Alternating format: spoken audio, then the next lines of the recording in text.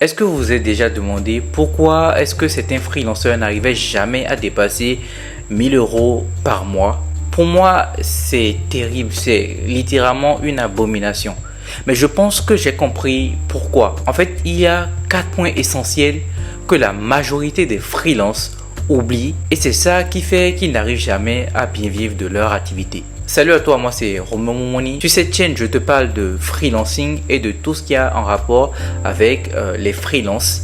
Notamment, je te parle beaucoup de plateformes de freelance, mais aussi de comment réussir en tant que freelance. Si tu ne me connais pas, moi je suis freelanceur depuis 2020 déjà. Ça fait un peu plus de 2 ans que je vis très convenablement de mon activité d'illustrateur freelance et je me suis donné comme vocation tout simplement de partager mon expérience avec vous sur cette chaîne.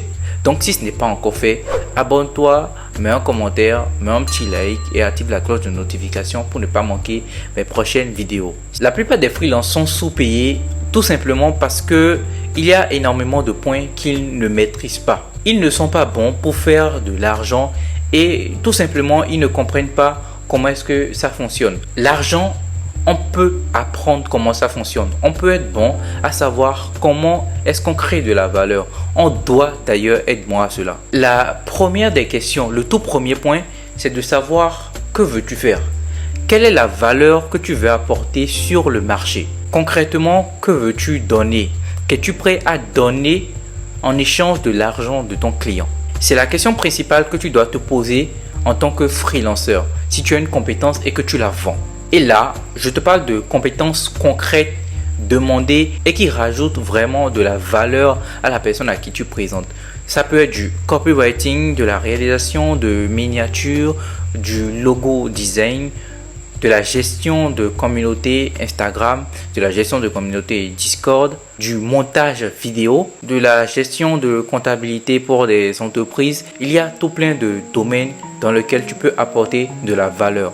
Mais fais attention, tu dois trouver des domaines demandés sur le marché en ce moment. Peut-être des domaines que l'IA ne remplacera pas dans 5 ans, 6 ans. Il faut vraiment avoir la vision et bien choisir ton domaine, bien choisir ta niche. C'est ce qui va déterminer si tu vas réussir à avoir ta liberté financière ou non. Deuxième point, identifie quels sont tes clients. Quelles sont ces personnes-là qui sont prêtes à te donner de l'argent en échange de ta compétence? Il faut qu'il soit niche, il faut qu'il soit précise. N'oublie pas, si tu essayes de parler à tout le monde, tu ne parleras finalement à personne. Si tu essayes de plaire à tout le monde, tu plairas finalement à personne. Garde en tête que tu ne peux vraiment pas vendre à tout le monde. Même si tu as des gens qui ne sont pas dans ta niche et qui veulent acheter ce que tu offres, n'accepte pas. Parce que tu vas tout simplement perdre ton temps. Cette personne n'est pas la cible à qui tu t'adresses. Cette personne n'a tout simplement pas les réels problèmes que tu résous. Ça va tout simplement impacter tes statistiques. Donc, détermine très bien tes clients. Détermine très bien les personnes avec qui tu vas travailler. Généralement, ça va être des personnes qui te ressemblent ou des personnes qui étaient dans une situation dans laquelle tu étais si tu fais une activité de coaching ou autre. Ou tout simplement si tu travailles pour des entreprises, si tu fais par exemple du community management sur Instagram, il faut peut-être que tu cibles des entreprises dans la cosmétique ou des entreprises dans l'audiovisuel, je ne sais pas. Mais il faut que tu aies une niche précise, en tout cas au début, c'est très important.